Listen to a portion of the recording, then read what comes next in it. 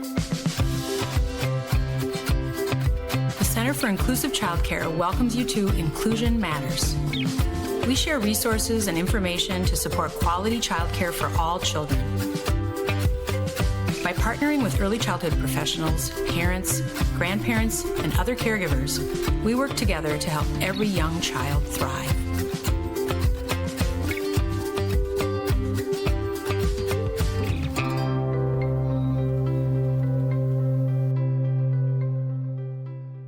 Welcome to Inclusion Matters, a podcast from the Center for Inclusive Childcare. I'm Priscilla Weigel, the Executive Director, and I'm joined today by a great organization partner out there in the world of early childhood and elementary school as well, AmazeWorks. You're going to learn more about them today through my guest, Melissa Hendrickx. Welcome, Melissa. I'm so glad you're here. Thank you so much for having me. So Melissa is the Business and Operations Director at AmazeWorks, and AmazeWorks is unique and special and has been around a long time doing great inclusion work. And when we were chatting about both of our organizations, I really felt like we got to have you guys on so you can tell our listeners more about what you do and how you do it. So I'm going to just let you jump in, Melissa, and help the listeners understand what is AmazeWorks. Absolutely. Thank you so much. Yes, so AmazeWorks, we have been around for about 30 years now. And we started based in elementary schools. There was a bias-based incident that had happened to an elementary student, and the parents decided we're going to use this as a teachable moment. So they worked with school leaders and developed a book project that uses children's literature to promote belonging, acceptance, respect across differences. And we now have early childhood programs all the way up through middle school. We offer training, professional development, and what I think is so great and unique about our organization is we have the professional development, the work with the educators and the adults, but then we provide the curriculum that lets them take whatever it is that they've learned and they can do that with students because we know that both the adults and the children, they need to feel like they belong in a space in order to be at their best. And learning doesn't happen if you don't feel like you belong. Oh, that's beautiful. And that's really our mantra as well as the Center for Inclusive Childcare.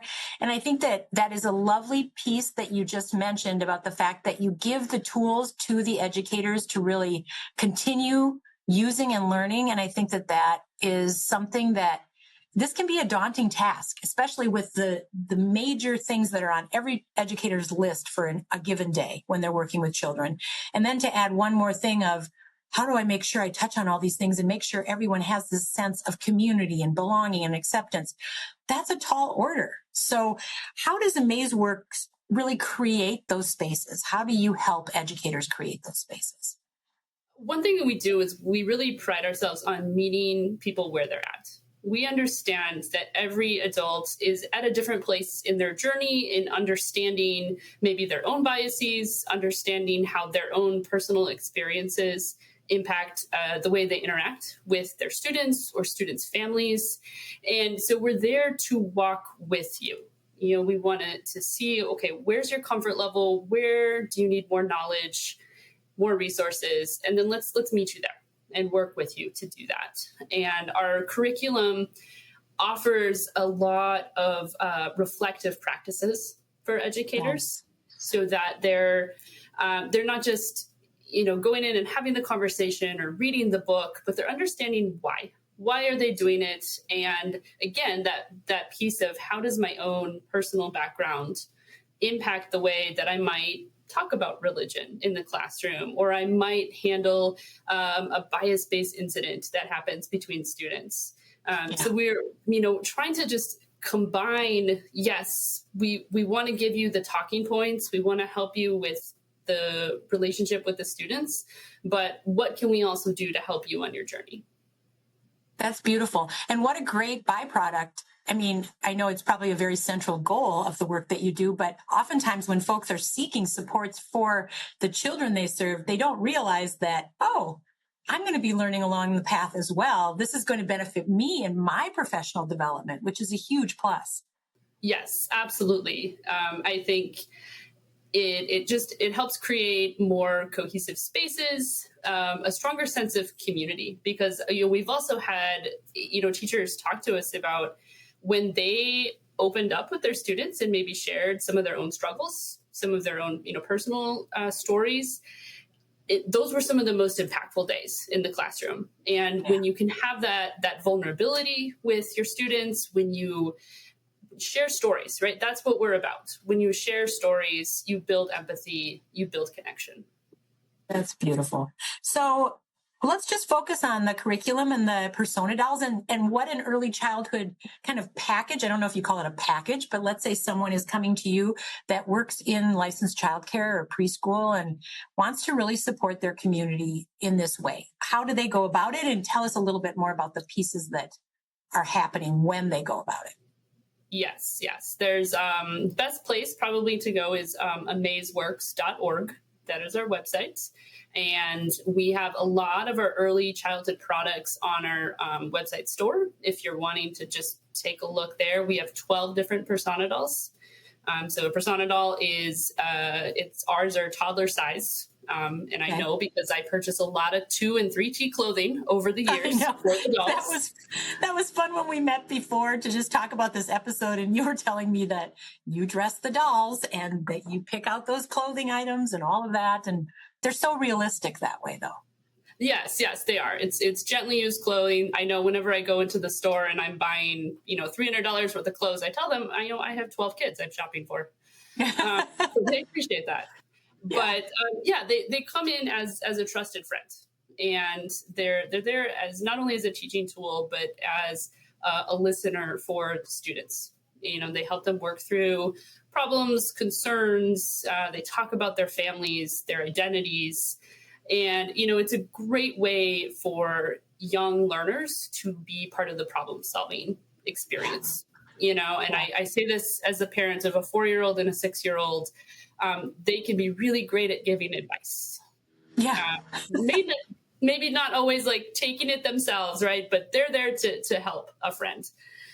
So that's our flagship early childhood program is the persona dolls. And when you purchase a doll, you also get the curriculum guide that comes with it. And that has a lot of teacher supports. It also has dozens of stories that a teacher could use as they are, or they could modify slightly for the students in their classroom. So we really want it to be something that a teacher can spend a little time reading the guide and feel like they can just go and have those conversations.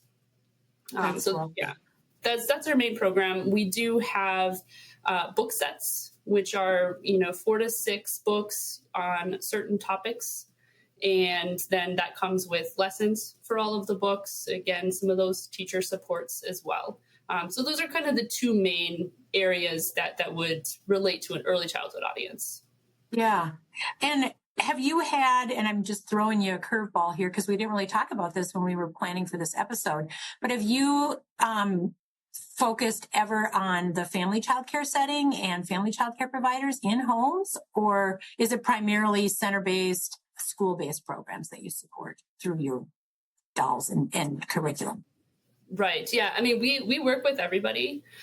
We did have a specific program for family childcare several years ago, but we've kind of moved more towards those book sets. So it's, we've got the 4 to 6 books, age specific or identity specific. But yeah, I would say majority of the work that we do is in centers. Okay. So let's say I'm an educator. I want to learn. I want to do this, but I need a little extra support from somebody on your team, maybe to just walk me through, or I have some questions, or are there things I'm guessing you provide professional development opportunities for folks as well, and just the content and how to use it, or maybe I don't know if that's a precursor or the next level. And it could be both. Right. Okay. Kind of depending on where the school or center is, or the individuals. But yes, we do provide professional development. We have a specific 2-hour training that works directly with persona dolls. So we kind of walk through how do you use them, what are best practices, how do you troubleshoot. So that's a specific program that we provide. And then we also do kind of more foundational training. A lot of our curriculum is rooted in anti-bias education. And so we talk about like, how do we apply that? What does that look like in practice? And we also, just to put this out there, I think we're going to be doing another webinar in March, but every couple of months, we offer webinars people can sign up for. And this one is going to focus on how to use persona dolls to talk about current events. Because especially those of us living in Minnesota over the last couple of months, there's been a lot of hard conversations that I'm sure teachers are having with their students and their families. Yeah, I know I was just providing training to a site the other day, and they were talking about that very thing. And also each of the educators in the program talking about themselves as parents and raising their own families and having conversations with their children that they never thought they would ever have to have or navigate. And I mean, I think that when you think about these tools and resources, there's a nice ripple effect that happens. It doesn't just stay in the space in the school or the childcare or the setting where that child and that teacher are. It goes beyond that. And and this is just a question too I'm having, when do you provide like materials that an educator could share with families to say, oh, we're doing things through AmazeWorks, or do you help them talk through that to promote it to the families and help the families they serve understand what's happening and what are they planning and what are you providing, those types of things? Yes, absolutely. We know that families are instrumental in the process as we go through. I know with our Persona Doll program, we have sample letters that teachers can send home, just introducing the doll, introducing what we're talking about. We recently put out, and this was a free resource, and you can find it on our website as well, but a guide for talking to children of all ages about immigration. Okay. And so we organized it by age. So if you work with kids under 5 versus middle school students, what are some of those talking points and questions that you can bring up? Oh, that's helpful. That's super helpful. And speaking of free resources, I think we want to highlight some of the things that are available to people that are free for them. And I mean, you just talked about that. So folks can just go to your website and find those things on the website. And also you have something that's really cool is book bags. Yes. Yeah. The book bags, that was kind of in response, again, to what's been happening. We work with a lot of Minneapolis elementary schools. And, because of the insurgents with ICE raids recently, there's been a lot of students that are just not going to school. They're sheltering in place with their families. And so we have some relationships with different publishers, and we said, would you happen to have some extra books that you could donate? We would love to put together bags with there are 4 books in a bag, and we have some little activities in there. And we asked the schools, how many families do you think would benefit? And the response we got was just overwhelming. We had so much need, so many families that were not attending school. And so it has ballooned, which has been fantastic because we have even more publishers who donated, and we're putting together these book bags and getting them out to elementary schools as much as possible. We're in the middle of trying to do a fundraiser to fill all of the requests since we got so many. That's been really great and aligned with our mission. And then I also would mention, for some of those free resources, if people will sign up for our newsletter, we do a monthly newsletter, and there's almost always a book lesson that we share or an activity that you can do.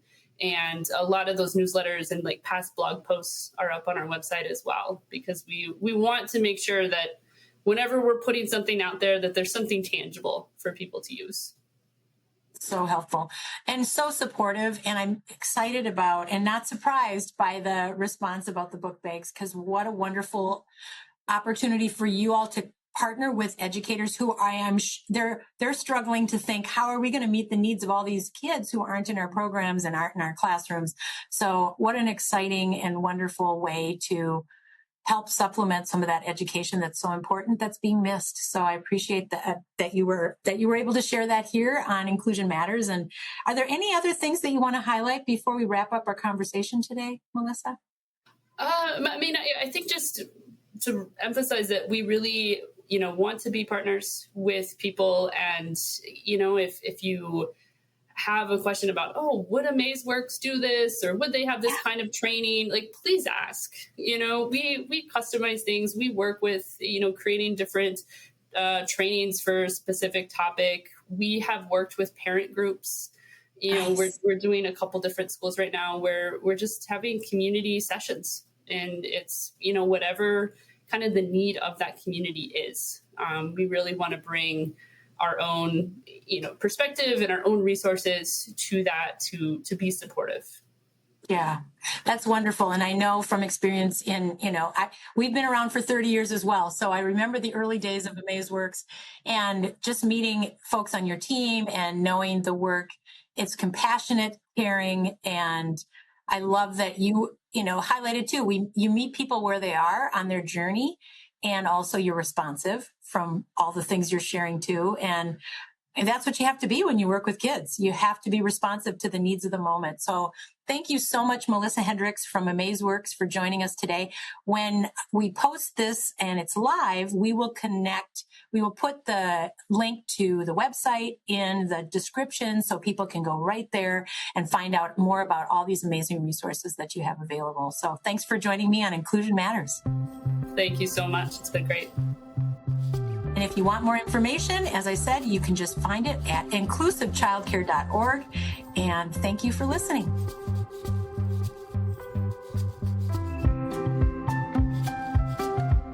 For more information and a wide range of resources, visit inclusivechildcare.org.